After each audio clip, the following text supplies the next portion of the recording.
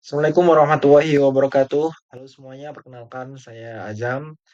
Pada video ini saya akan membahas analisis bahasa dari cuplikan pidato Rocky Gerung, ya, Pak Rocky. Analisis saya saya lakukan mencakup ragam bahasa, diksi atau pilihan kata, kalimat efektif, kemudian kohesi dan koherensi, kemudian campur kode atau penggunaan bahasa asing, ya. eh Serta kesantunan berbahasa. Oke. Di akhir saya akan menyimpulkan apakah pidato tersebut sesuai kaidah bahasa Indonesia atau masih ada catatan. Untuk sumber yang saya analisis berasal dari YouTube dengan tautan ini atau di deskripsi, silahkan Anda klik.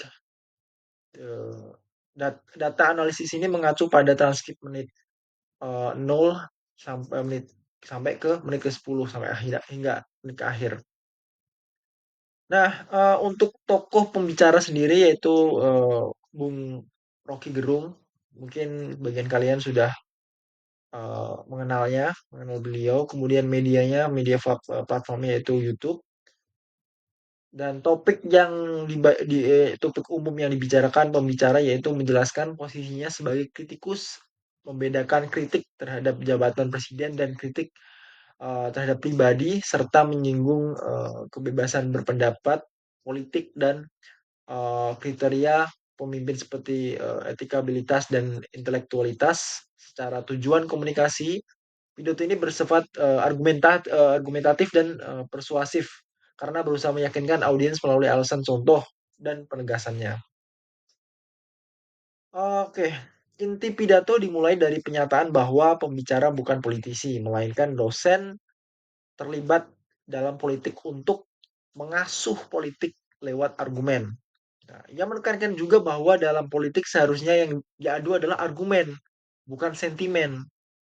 Poin utamanya, ketika ia mengkritik atau menghina yang ia sasar, adalah fungsi jabatan presiden, bukan manusia sebagai pribadi. Ia memisahkan presiden sebagai jabatan dengan orangnya gitu. Pembicara lalu memberi ilustrasi pengalaman di Himalaya, kemudian ia bercerita pernah diselamatkan dengan memanfaatkan sesuatu yang dianggap kotor, lalu menyimpulkan bahwa tidak semua najis itu tidak berguna.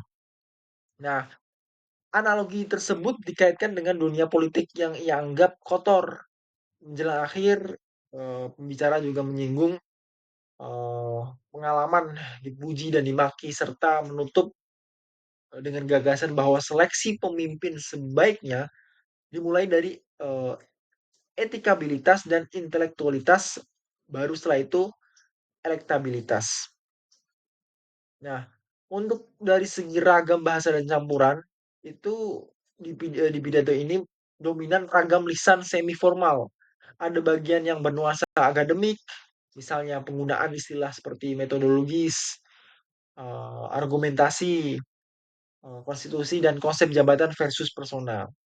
Namun ada juga campuran bahasa non baku dan slang seperti enggak, gue, lu, ngapain, nggak bisa. Ini menandakan gaya komunikasi yang lebih santai dan dekat dengan audiens. Selain itu terdapat campur kode bahasa Inggris, misalnya force of argument, humanity, dignity, human dignity, kemudian value, dan the art of the possible.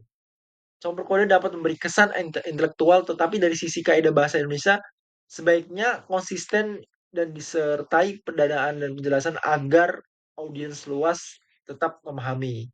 Untuk forum diskusi publik yang santai, eh, ragam seperti ini masih wajar. Namun, jika dinilai sebagai pidato resmi akademik, unsur non baku dan campur kode tanpa penjelasan eh, menjadi catatan tentunya. Kemudian secara umum ya, pembicara memakai diksi yang kuat untuk membangun argumentasi tegas, evaluatif, dan memancing respon audiens.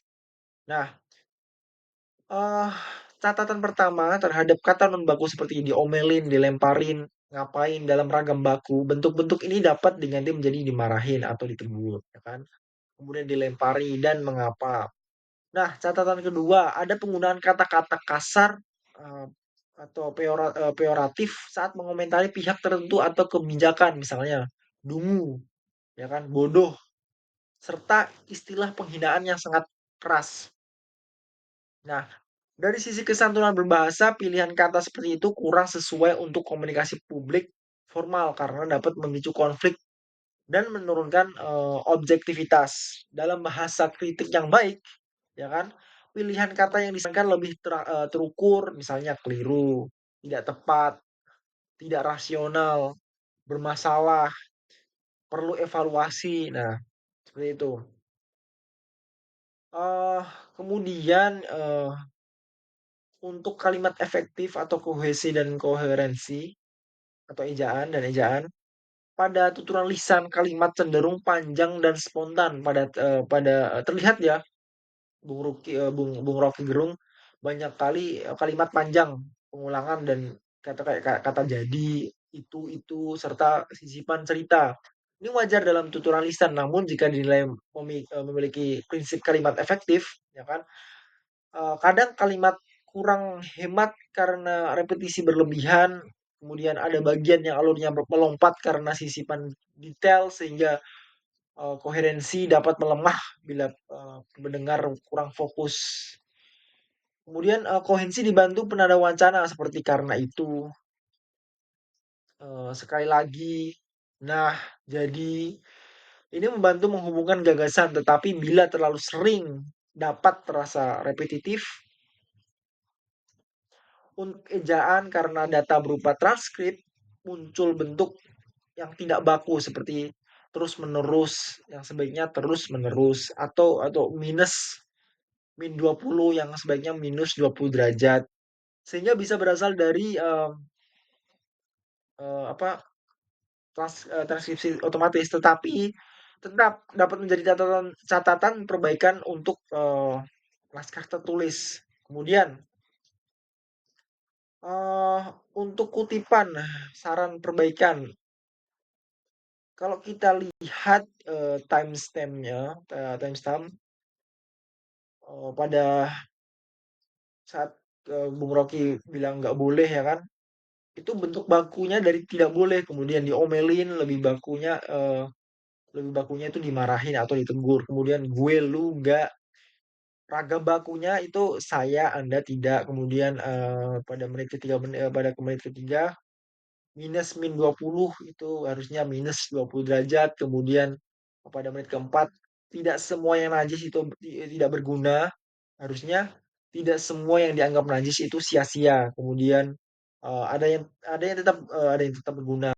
Kemudian diksi penghinaan keras untuk menilai kebijakan sekitar menit ke-5 bisa diganti menjadi kritik akademik, keliru atau tidak, rasional, perlu evaluasi, kemudian istilah etikabilitas dan intelektualitas, pada menit ke-9 itu bisa ditambahkan definisi singkat, agar audiens memahami. Dari contoh-contoh ini, terlihatlah bahwa aspek yang paling menonjol adalah pencampuran ragam non baku dan pilihan kata yang keras, sedangkan kekuatan utamanya ada pada gaya argumentatif, eee, tersebut.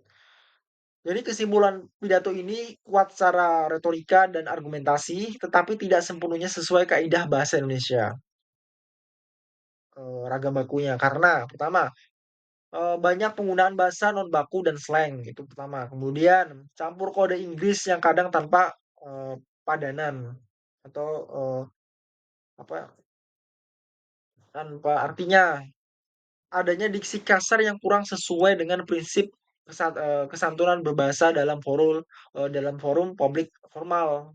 Jadi, sarannya, jika ingin lebih formal, ganti slang menjadi bentuk baku, rapikan kalimat agar lebih efektif, beri, padanan istilah asing, dan gunakan kritik yang santun serta berbasis, evaluasi kebijakan. Mungkin itu saja analisis dari saya. Terima kasih. Wassalamualaikum warahmatullahi wabarakatuh.